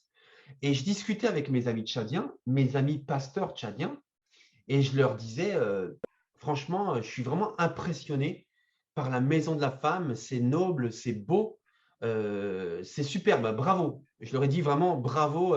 C'est un message fort pour tout le peuple de dire, en fait, la femme est importante. Donc, on va lui construire une magnifique maison symboliquement pour représenter la valeur qu'elle a à nos yeux. Et là, ce qui m'a surpris, c'était leur réponse. Parce qu'ils m'ont dit, oui, tu sais, mon frère, on peut bien construire une maison à la femme en sachant que toutes les autres maisons, c'est la maison des hommes. Ça veut dire qu'en fait, elle a une maison dans tout le pays, mais toutes les maisons, c'est la maison des hommes. Là, je me suis dit, les gars, vous avez brisé mon rêve. Donc oui, donc Jésus, pourquoi eh bien, il a pris la défense des femmes? Bien parce qu'elles avaient besoin d'être défendues, tout simplement. Et c'est dans Matthieu, Jacques 1, 27, c'est ce qu'on a vu tout à l'heure. Et dans Matthieu 19, 3, c'est l'un d'entre vous a dit tout à l'heure, lorsque les pharisiens sont venus voir Jésus en lui disant, Maître, peut-on répudier sa femme pour n'importe quelle raison? Parce que dans la culture, on pouvait répudier sa femme parce qu'on n'était pas content d'elle, en fait. Parce que voilà, elle se comportait mal, parce qu'elle a fait honte à l'homme, parce qu'elle a mal accueilli les étrangers, parce qu'elle fait mal à manger, parce qu'elle élève mal les enfants, parce que si, enfin bref, peu importe les raisons, l'homme pouvait répudier sa femme en disant « j'en ai marre de toi, retourne chez ta mère ». Et donc, ils sont venus voir Jésus en disant « Maître, est-ce qu'on peut répudier sa femme pour n'importe quelle raison ?» Et Jésus leur a dit non. Leur a dit non, en fait. Et Jésus leur a rappelé la loi de Moïse, et l'un d'entre vous avait justement rappelé cette loi qui disait que seul pour une raison de divorce, eh bien, Moïse pouvait donner une lettre de divorce, mais pour raison d'adultère. Et là, les disciples se sont tournés vers Jésus et ils ont dit « Ah oui, d'accord, mais si c'est comme ça, alors est-ce que ça vaut vraiment la peine de se marier ?» Vous voyez, en fait, dans la pensée des disciples, en fait, si c'est la seule raison pour laquelle on peut répudier sa femme, eh ben, en fait, ça ne vaut même pas le coup de se marier. Ça veut dire qu'on est vraiment trop limité, quoi. Oh là là. Donc, c'est vous dire, en fait, vraiment, tout simplement, le regard que les hommes avaient sur la femme du temps de Jésus et à quel point, eh bien, il la considérait mal, tout simplement. Donc, ça, c'était le troisième point. Le quatrième point de ce soir, en fait, c'est de simplement évoquer d'excellents projets dans notre société. Donc, il y a d'excellents projets pour tout simplement défendre les droits de la femme, pour lutter contre les violences faites aux femmes dans tous les milieux, lutter contre le sexisme. Et d'ailleurs, dernièrement, j'ai acheté un livre. Alors, je ne peux pas encore vous le recommander parce que je ne l'ai pas encore lu, mais par contre, je tiens à le lire parce que là aussi, j'ai entendu l'interview de l'auteur et je me suis rendu compte à quel point, tout à fait inconsciemment dans notre société, eh bien, il y a vraiment des discours sexistes qui, en fait, malgré le fait qu'on défend la femme, eh bien, dans le discours ambiant, eh bien, souvent, on justifie l'homme au détriment de la femme. Et c'est pour ça que je dis que tous ces projets partent d'un bon sentiment, mais c'est comme si ce n'était pas vraiment naturel dans la pensée du masculin, mais aussi même du féminin, eh bien, tout simplement comment on peut dire, d'amener jusqu'au terme et jusqu'au bout ces projets qui sont nobles, ils sont tous nobles. Parce que d'un côté, c'est une évidence, donc c'est du bon sens d'avoir ces combats, de mettre ces combats en avant. D'ailleurs, on ne comprend même pas pourquoi on a attendu si longtemps pour dénoncer certains comportements. Et d'un autre côté, il semble qu'il y a quelque chose de fourbe chez l'être humain qui fait de lui quelqu'un en déséquilibre constant. Et c'est pour ça que même si d'un côté, on lutte eh bien, pour les droits de la femme, on lutte contre les violences faites aux femmes, on lutte contre le sexisme, mais en même temps, dans la culture ambiante, eh bien, il y a ce déséquilibre qui demeure et il y a ce double discours. Et c'est là où on arrive à ce point hyper important, justement, concernant Jésus, c'est que Jésus, en fait, au-delà de rétablir eh bien, les droits de la femme et la valeur de la femme et le respect de la femme, En fait, il est venu faire encore plus que ça. Jésus est venu libérer l'humanité de son péché et de ses conséquences. Parce qu'en réalité, ce déséquilibre et ces conflits entre les genres vient du péché, vient de cette séparation d'avec Dieu. Et ça, c'est une des conséquences de cette séparation d'avec Dieu. Parce que dans l'intention de Dieu au départ, eh bien, ce n'était pas du tout ça. Ce n'était pas du tout cette rivalité entre l'homme et la femme et entre la femme et l'homme. Ce n'était pas du tout ce mépris et cette séparation entre l'homme et la femme et entre la femme et l'homme. Mais à partir du moment où la femme et l'homme se sont séparés de Dieu, en fait, ils se sont séparés aussi l'un de l'autre. Et cette rupture, cette cassure et comment on peut dire, ce déséquilibre, en fait, c'est le fruit de la séparation d'avec Dieu.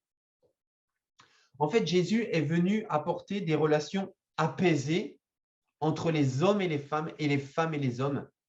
Et le Seigneur ne veut certainement pas que les femmes prennent leur revanche sur les hommes ou que les hommes se méfient des femmes.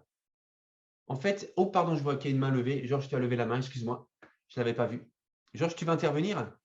Oui, pas de souci, merci. En fait, c'est exactement ce que j'avais à cœur de partager tout à l'heure, c'est que Jésus, il rétablit, il restaure la femme. Il rétablit ce qu'il a créé depuis le début à la création. Il a créé l'humanité, homme et femme.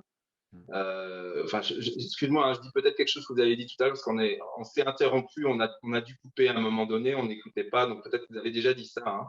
Mais en tout cas, voilà, moi, ce qui m'apparaît dans les passages qu'on a lus tout à l'heure et dans ce que tu dis à l'instant, c'est qu'il n'y a pas, il veut pas mettre l'homme au-dessus de la femme au-dessus de l'homme, c'est qu'il rétablit ce qu'il a créé, parce que Jésus, le Fils, est créateur, Dieu est créateur.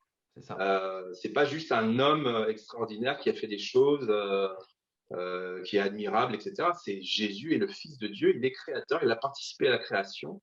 Et c'est comme ça qu'il a établi les choses. Donc, il n'a fait que rétablir en tout cas, il a concouru à rétablir sa créature, son enfant, qui est homme et qui est femme.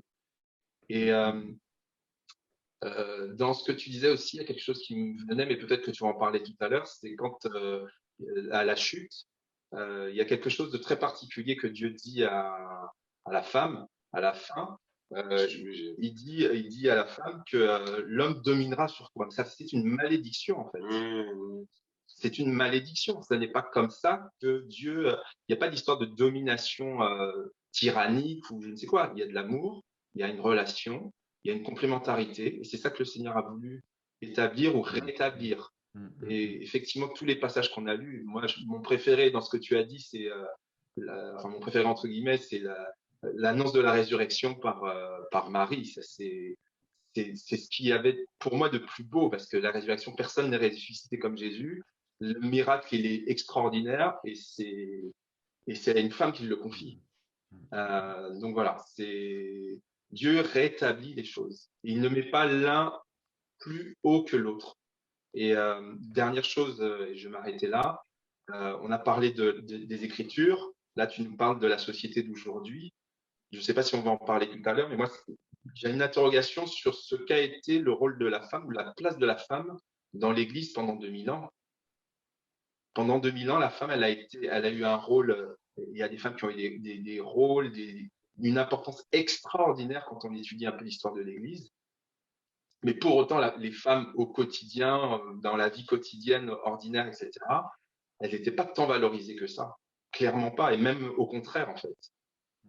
Donc, je pense qu'on a aussi à regarder, nous, en tant que chrétiens, l'histoire de l'Église et se regarder nous-mêmes, parce que là, on est, entre guillemets, entre chrétiens, ça va être diffusé sur YouTube, il y a peut-être des personnes qui ne sont pas chrétiennes, elles peuvent se poser la question, mais oui, mais vous, les chrétiens, vous avez fait quoi pendant 2000 ans, tu vois? Et je pense qu'il faut aussi avoir cette humilité de se dire, et dans l'histoire, et aujourd'hui, qu'est-ce qu'on fait de ça? Exactement. C'est pour ça que c'est hyper important de revenir à la source, Christ, tout simplement. Donc, aujourd'hui, encore une fois, moi, je trouve qu'il y a des combats sociétaux qui sont excellents, qui sont vitaux. Et encore une fois, quand on va dans d'autres sociétés, dans d'autres cultures que la France, eh bien, on se rend compte des fois qu'il y a des combats aujourd'hui qui sont menés et qui sont avancées en France, mais qui sont dans d'autres contextes encore très, très loin d'être même au début de ça. Et nous, chrétiens, on doit faire attention quand même de quel combat on mène, à quel combat on se joint, parce que tous ne sont pas valables. Donc ça, il faut quand même en être conscient. Ce n'est pas parce que ça sonne bien et parce que tout le monde adhère à quelque chose qu'on doit adhérer à ça parce que simplement c'est reconnu par tout le monde. Mais en même temps, il y a quand même des combats, en tout cas, il y a quand même des combats qui puisent leur valeur fondamentale, tout simplement dans le message du Christ. Et c'est pour ça que là, on n'est pas en train d'essayer d'être à la page, d'être à la mode quand on aborde un thème comme ce soir. On est juste en train de revenir à la racine, de revenir aux fondamentaux, qui est l'attitude de Christ. Et c'est pour ça que je te rejoins complètement, Georges. Et je rejoins aussi ce que je disais il y a quelques minutes, mais comment ça se fait qu'on ait attendu aussi longtemps, enfin, je veux dire, pour voir ça, quoi. Et moi, je vous dis franchement, quand j'ai lu le livre de Christine Pedotti, il y a des choses qui sont tellement évidentes et que pourtant je n'avais jamais vues en ayant lu ces situations, ces rencontres de Jésus avec des femmes, mais en les ayant lues 20 fois, quoi. Mais pourquoi? Parce que je les ai lues avec un regard d'un homme, donc mon regard, tout simplement. Excusez-moi d'être un homme. Et aussi, je les ai lues avec mon histoire, avec ma culture, avec mon héritage, avec ce que j'entends. Et je n'avais jamais eu ce nouveau regard qu'elle a eu, elle, tout simplement, et qui m'a aidé à le voir plus correctement, quoi, tout simplement. Oui, exactement, Louise, car les écrits de la Bible ont été analysés et interprétés par des hommes. Les pères de l'Église, les théologiens, c'est qui? Ce sont des hommes. Les pasteurs, la plupart du temps aujourd'hui, les docteurs aujourd'hui, la plupart du temps, ce sont des hommes. Donc, qu'on le veuille ou non, en fait, eh bien, on le voit avec notre prisme. Donc, c'est très juste ce que tu dis, Georges. Et je proposais justement maintenant de revenir à la Genèse. Alors, si vous le voulez bien, on va lire simplement quelques versets dans Genèse chapitre 2, versets 21 à 24.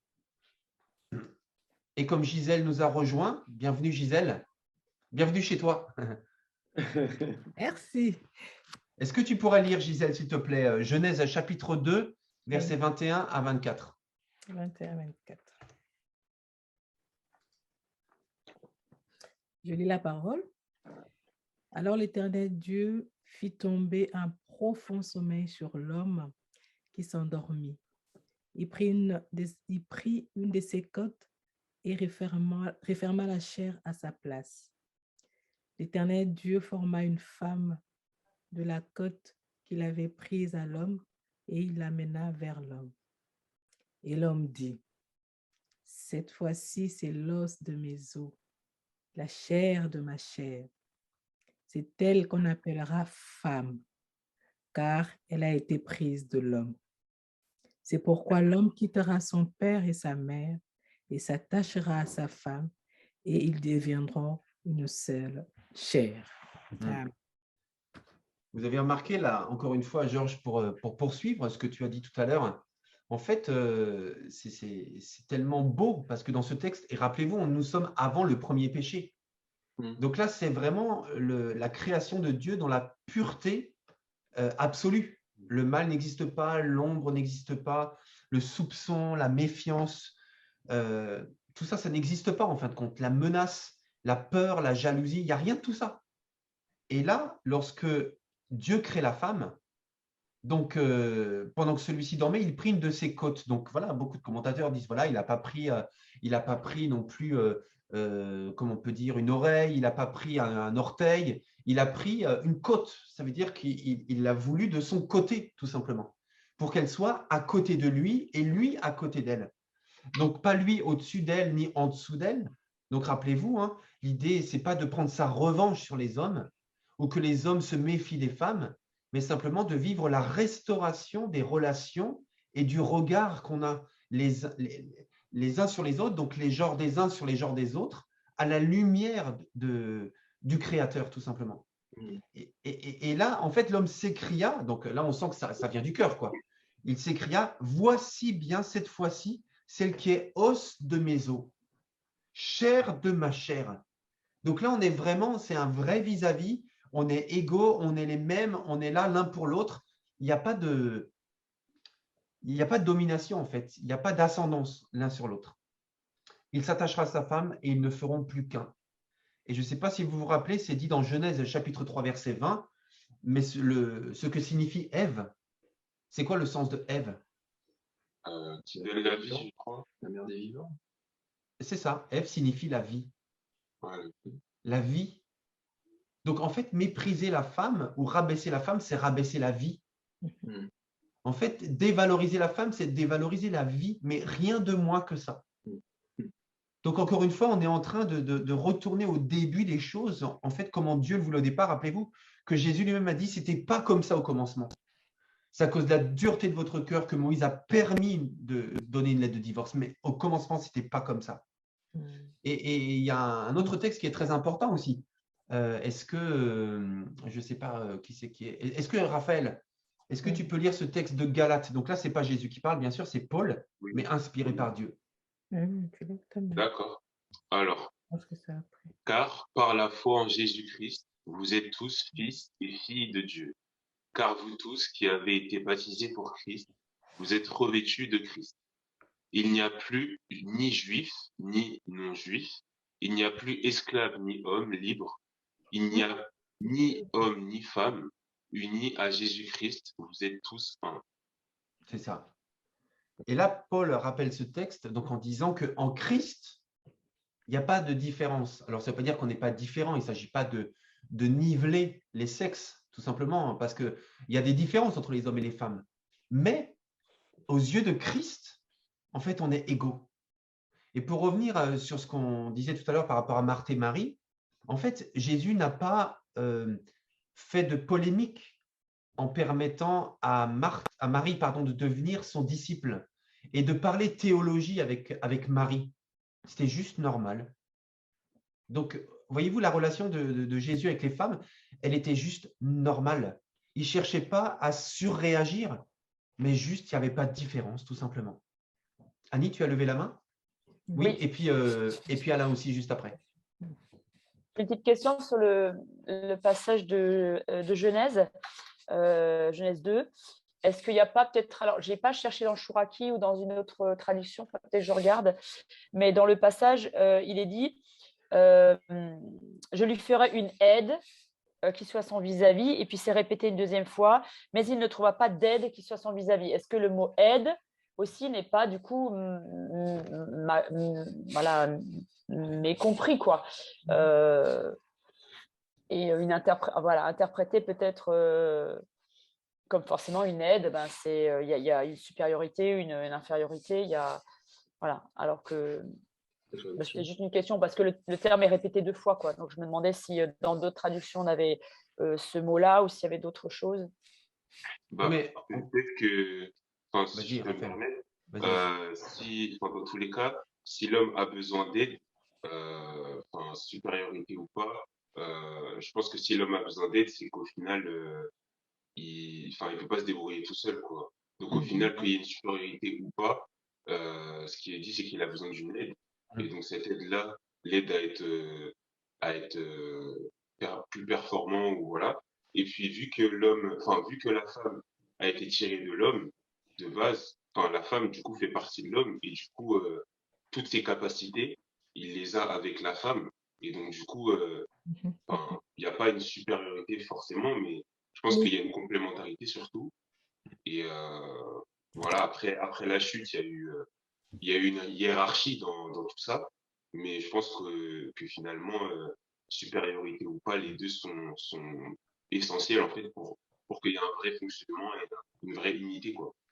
Ouais, mais c'est ça, c'est effectivement ça, c'est ça un peu le paradoxe. Tu as tout à fait raison, Raph, c'est que si l'homme a besoin d'une aide, c'est que lui, il ne peut pas tout faire, il n'est pas capable de tout faire, donc il a besoin d'une aide. Et inversement, la femme a besoin de l'homme pour être une aide, pour que lui soit une aide. Voilà, c'est juste que le terme peut-être peut dire voilà, j'ai besoin de quelqu'un qui fasse pour moi des choses, quoi. C'est aussi des dérives, sexistes. Mais effectivement, ouais, tout à fait. L'aide mutuelle, c'est comme plein d'autres versets qui disent voilà, à deux on est de meilleurs conseils, à deux on se donne chaud, à deux on s'entraide. Celui qui est aveugle a besoin. Enfin, il y a tellement de passages que Jésus a utilisés qui parlent bien du soutien de l'un des autres, et que ce soit homme-homme, homme-femme et femme-homme. Qu'en fait, on ne peut pas rester seul. En réalité, qu'on a besoin de soutien, quoi. Ça, comme le dit Louise, il n'est pas bon que l'homme soit seul. C'est ce que Dieu a dit lui-même. Oui, Donc, en fait, ce n'était pas juste une aide, elle était indispensable, Ève, en fait, tout simplement. c'est que dans le contexte, j'ai l'impression que c'est. Il disait que l'homme ne trouvait pas de. En fait, il y avait les animaux, mais il n'y avait pas de vis-à-vis. Et du coup, en fait, l'homme, c'est là où on se rend compte que l'homme est un être social et que l'humain, entre guillemets, n'est pas fait pour être seul. Et donc, j'ai l'impression que l'idée de l'aide, c'est pas forcément dans une question de performance tout de suite, en tout cas, mais c'est plutôt une question d'aide à juste avoir une vie épanouie et à ne pas être seul, tout simplement. C'est pas faire, mais c'est juste être à la base, quoi. Tout à fait. Donc, il y a Alain? ouais. Pardon, vas-y, Louise, termine, excuse-moi. Non, je disais, il y a Alain, donc vas-y. Oui, voilà. Alain, En fait, à toi. il y a un verset qui me perturbe toujours depuis que je lis le passage de Genèse 2, là.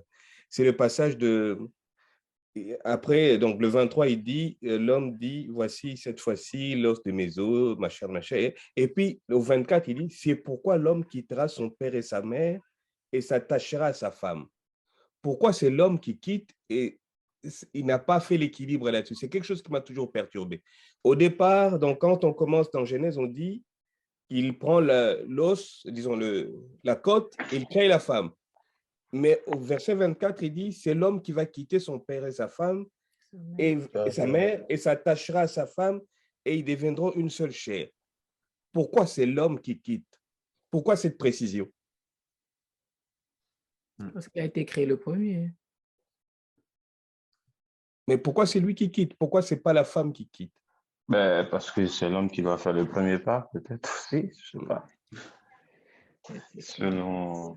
Mais parce qu'en fait, l'homme est quand même vu comme celui qui doit prendre soin, qui doit protéger, qui doit avoir une perspective d'avenir. Donc, il doit proposer à sa femme une vision, un avenir, tout simplement. J'ai peut-être ça. Pardon. Oui, pardon, non, mais c'est ça l'idée, c'est de proposer un avenir et c'est de vraiment la protéger et puis bien démontrer qu'ils fonde une nouvelle famille, tout simplement, avec elle. Donc, il est à l'initiative de ça. Georges? Oui, merci. En fait, je m'étais juste jamais posé la question, Alain. Donc, merci parce qu'en fait, là, la pensée qui me vient, c'est que souvent, la Genèse et ce passage-là est prophétique, il est messianique. Il annonce Jésus. Et que fait Jésus, en fait, à un moment donné? C'est peut-être pas que la seule explication, hein, mais que fait Jésus? C'est qu'il quitte le Père pour venir chercher l'Église. Ah, tu vois? Et peut-être, hein, je ne dis pas que c'est la seule explication, mais en tout cas, il y a la dimension, je pense qu'il y a une dimension messianique là-dedans.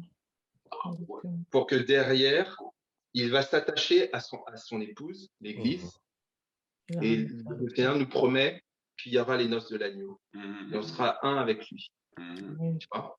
Je pense qu'il y a cette dimension messianique qui peut être une partie de l'explication. Mais je suis totalement d'accord parce que tu vois bien, c'est comme une conclusion qui est tirée. C'est pourquoi, après tout ce qui a été dit, voilà pourquoi l'homme quittera. Comme si c'était une conclusion. Oui, et c'est l'ordre divin. Et c'est vrai que forcément, quand on contrevient à l'ordre divin, qu'on comprenne, qu'on ne comprenne pas, qu'on l'aime ou qu'on ne l'aime pas, il y a forcément des conséquences. Exactement. Amen, amen. Oui, puis en plus, en fait, Dieu a dit ça alors qu'il n'y avait ni père ni mère. Exactement. Ah oui, c'est ça. Voilà, il n'y avait personne, en fait. Il y avait juste deux et la femme venait d'arriver. Exactement. Donc, il est en train de parler de quelque chose qui n'existe pas, en fait. Exactement. Mais tout simplement pour rappeler, je pense encore une fois, là, on débat un petit peu, hein, on a le droit de s'interroger et de proposer. En fait, ils sont quand même au début d'une civilisation, au début d'une société. Donc, eux-mêmes, ils vont devenir père et mère. Donc, en fait, Dieu est en train de leur donner les procédures que lui-même met en place pour expliquer comment doit se construire une civilisation selon Dieu.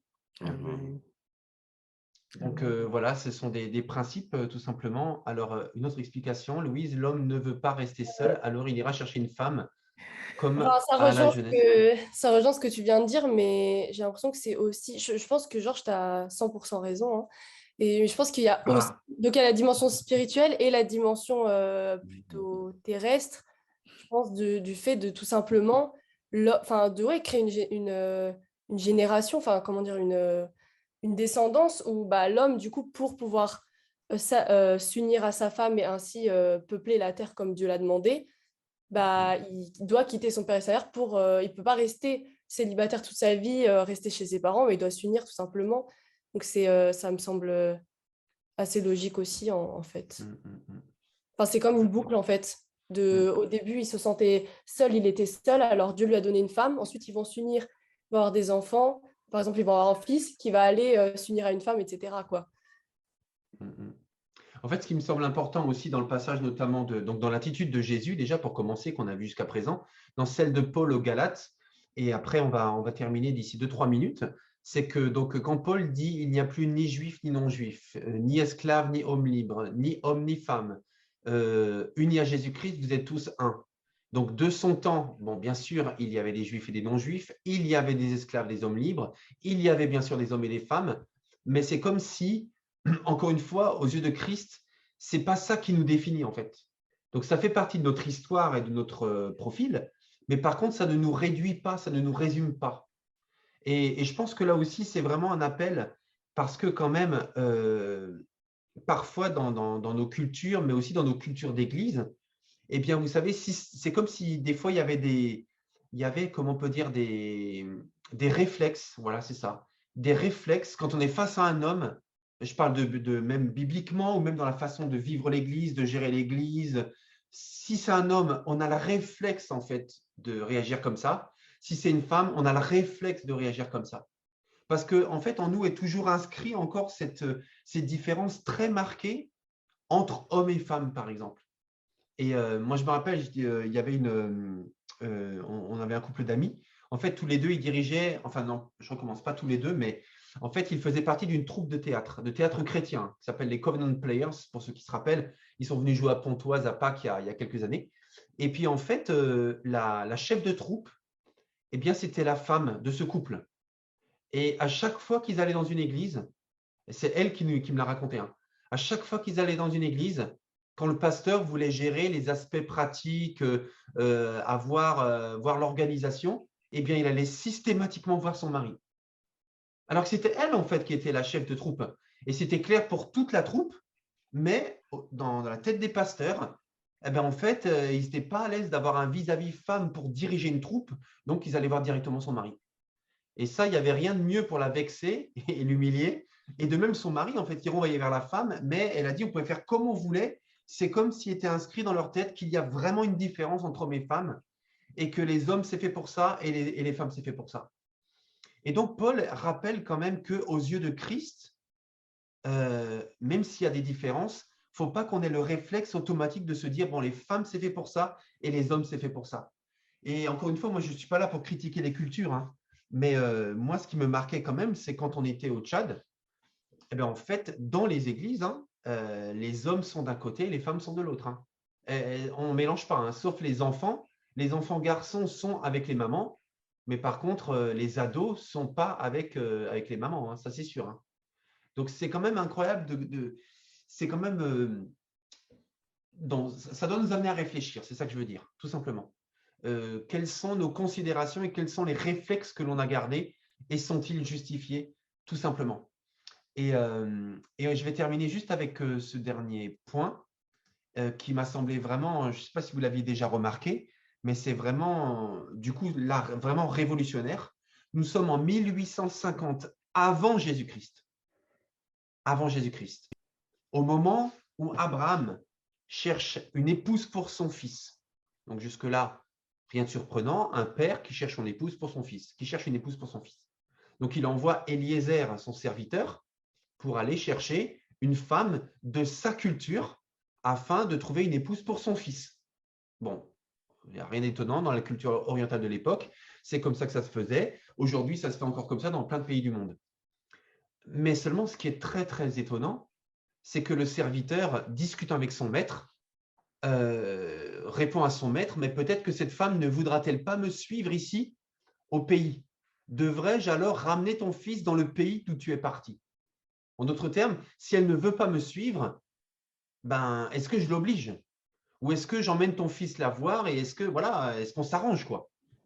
Abraham lui répond, si cette femme ne consent pas à te suivre, le consentement d'une femme, ça c'est extrêmement moderne quand même comme principe, je veux dire, dans nos cultures. En 1850, avant Jésus-Christ, Abraham dit, il est nécessaire que cette femme soit consentante. Si elle est consentante, alors elle sera l'épouse de mon fils. Mais si elle n'est pas consentante, alors tu seras dégagé de ton serment, mais quoi qu'il arrive, tu ne ramèneras pas mon fils là-bas. Donc la femme était totalement libre dans un contexte de mariage arrangé, parce que les mariages arrangés existaient, ils existent encore aujourd'hui. Mais dans un contexte de mariage arrangé, eh bien Dieu a inspiré Abraham pour ne pas forcer une femme à devenir l'épouse de son fils, mais elle devait être consentante. Et rappelez-vous, 1850 avant Jésus-Christ, le consentement d'une femme, c'était une révolution. Eh bien, c'est ça le modèle que Dieu a donné à Abraham pour lui et pour ses descendants. Et ça, il faut vraiment le retenir et même le dire autour de nous, parce que beaucoup ignorent que finalement la foi chrétienne, eh bien, elle était précurseur dans le domaine de l'égalité entre hommes et femmes. Alors, je vous propose, je ne sais pas si vous voulez rajouter quelque chose, mais on est sur le point de conclure. Je voulais conclure avec un dernier mot. Est-ce que vous voulez dire quelque chose, compléter, infirmer, confirmer? Oui, je rebondis sur ce que tu viens de dire, sur la modernité de ce passage. Merci de le rappeler parce que je l'avais oublié. Mais en fait, je pense qu'on a un défi, nous, en tant que chrétiens, c'est de mettre en avant que Jésus, que Dieu a un regard totalement différent. Et en plus, là, tu prends un passage dans l'Ancien Testament. Bon, alors c'est vrai que c'est avant la loi, mais c'est quand même dans l'Ancien Testament, quoi. Clairement. Donc, parce qu'on peut avoir le gros stéréotype de se dire, ouais, c'est l'Ancien Testament, les femmes étaient dominées, ceci, cela. Non, c'est l'Ancien Testament, la femme n'est pas dominée, la femme est respectée aussi. Et donc là, c'est un défi qu'on a en tant que chrétien que le Seigneur nous inspire, hein, de porter ça, quoi. Enfin, je veux pas, je suis pas, on est peut-être presque près de la conclusion, mais pour moi, Jésus, il n'est pas féministe, il est au-delà de ça. Il n'est pas dans une case. C'est pas genre, il est de gauche, il est de droite, il est, je sais pas quoi. Non, il est au-delà de ça. Il n'a pas besoin d'être féministe puisqu'il aime l'humanité telle qu'il l'a créée, en fait. Mais par contre, c'est vrai qu'il y a des combats. Moi, ce qui m'interpelle, c'est que, oui, il y a des super combats. Sur la diapo que tu as montré, la dame en rose avec les trois phrases. Oui, il y a des choses sur lesquelles, évidemment, on ne peut être que d'accord. Maintenant, on n'a pas tous la même motivation. Il y a des gens, leur motivation, c'est que un genre domine sur l'autre, ou alors de gommer les différences totales. Et ça, par contre, là, je pense que c'est là où c'est peut-être un peu glissant, quoi. Il faut faire attention. Est-ce qu'avant de conclure, à la lumière de tout ce qu'on a pu voir ce soir, est-ce que vous voulez encore rajouter quelque chose, questionner, ou bien au contraire, bien parler de quelque chose que vous avez alors soit découvert ou soit qui vous a vraiment interpellé ce soir?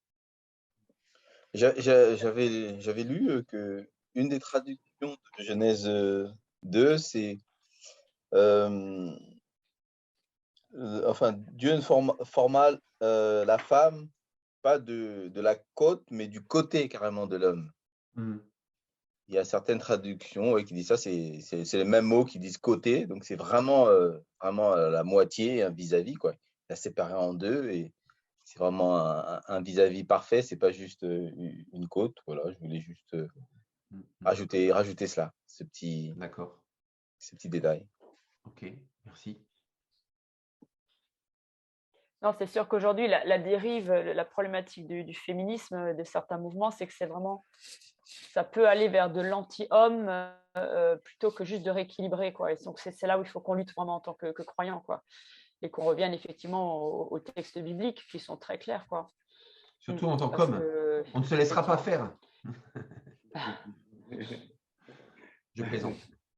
En fait, je pense que ce qui est important de considérer, c'est que en fait, la dérive, comme vous dites, qui peut aller jusqu'à anti-homme et même que le genre féminin domine sur le genre masculin, ce n'est pas du féminisme, c'est autre chose et ce n'est pas dans la définition même du féminisme, mais dans le mouvement même et qu'en fait, on ne devrait pas considérer ça comme une branche du féminisme et qu'en fait, qu'on devrait toujours considérer comme féministe ou comme mouvement féministe juste la volonté de l'égalité, des libertés et des droits et qu'en fait qu'on ne considère pas ça comme non mais le féminisme extrémiste ou quoi et que puisse toujours garder la ligne directive et pas considérer ça comme une branche du féminisme et du coup qu'on considère que non mais comme il y a cette partie là dedans, bah du coup le mouvement est pas totalement valable ou peut vite dériver et tout, mais que c'est comme les gens qui considèrent que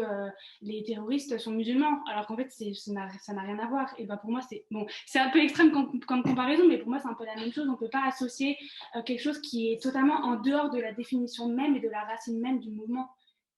Voilà, c'est ce que je voulais rajouter. Donc c'est important de faire cette dissociation et de ne pas tout mélanger pour après pas qu'on puisse faire l'amalgame, quoi. Alors que c'est pas du tout ça de base, quoi. C'est ça qu'après ça engendre des raccourcis et ça engendre des amalgames qui en fait après changent totalement la vision. C'est ça qui change totalement la vision en fait de ce qu'est réellement le féminisme et après avoir une mauvaise image alors qu'en fait ce n'est pas du tout ça. Voilà. Ouais, je comprends. Écoutez, moi je vous propose comme conclusion, en fait, simplement une. Alors attendez, pourquoi ça va mettre un chef. Ok. En fait, une phrase, en fait, c'est la phrase de conclusion de l'article dans Imago Dei, dont je vous ai parlé tout à l'heure. Et je l'ai trouvée vraiment très, très bien écrite. Et je trouve que ça peut bien conclure notre sujet de ce soir. À ceux qui perpétuent le sexisme, Jésus rappellerait certainement la parole de Dieu dès la Genèse 1. Alors Dieu créa les humains à son image et ils sont vraiment à l'image de Dieu. Il les crée hommes et femmes avant de leur confier la terre. À ceux qui n'ont pas d'avis et qui préfèrent rester en retrait sans se positionner, Jésus les inviterait sûrement à ouvrir les yeux sur la réalité de la condition féminine dans le monde. Et enfin, aux féministes, bon, en tout cas, je laisse à cette personne sa définition. Et enfin, aux féministes, Jésus leur demanderait peut-être, combattez-vous le bon combat ou vous laissez-vous aveugler par votre colère? Donc, je trouve que c'est intéressant. Donc, ça rejoint pas complètement ce que tu disais, Clara, mais en tout cas, c'est une façon de vivre le féminisme. Peut-être que les fémènes se reconnaîtraient en tout cas dans ce 3e paragraphe, mais je trouve que ça nous parle à tous, quoi qu'on pense. Et peut-être qu'on ne peut pas répondre clairement chacun. Alors, Georges, tu as répondu pour toi. Hein, c'est tout à fait ton droit de dire que pour toi, Jésus n'était pas féministe. Il est au-delà de ça, tout simplement. Il n'est ni de droite ni de gauche. Il est au-delà de ça. Voilà, chacun a la liberté de penser par rapport à notre sujet de ce soir. Mais en tout cas, je pense que ce qui est important, c'est de voir Jésus tel qu'il est et de voir comment il agissait, et je pense qu'il faut le mettre au présent, comment il agit aujourd'hui envers toutes les femmes, mais aussi envers tous les hommes, et à quel point il veut résoudre le problème de fond qui n'est ni le genre, ni autre chose, mais c'est vraiment en fait la séparation d'avec Dieu. Et donc lui, il est venu sur terre, Jésus, pour résoudre ça en nous réconciliant avec lui et ainsi en nous réconciliant les uns avec les autres. Et je pense que l'être humain est vraiment champion du monde pour faire des clivages. Si ce n'est pas homme-femme, c'est cycliste piéton, c'est automobiliste électrique, c'est Apple, Android, c'est tout ce qu'on veut en fait. On est les champions du monde du clivage. Et je pense que Jésus, il est venu pour résoudre le problème des clivages et pour nous réconcilier avec lui et nous réconcilier les uns avec les autres.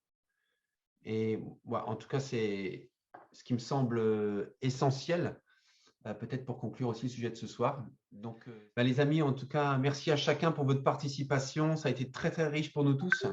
Et puis, écoutez, bonne soirée, bonne nuit à tous, tout simplement. Bonne soirée. Merci également. Merci. Un week-end béni à tous. Salut. Allez, salut.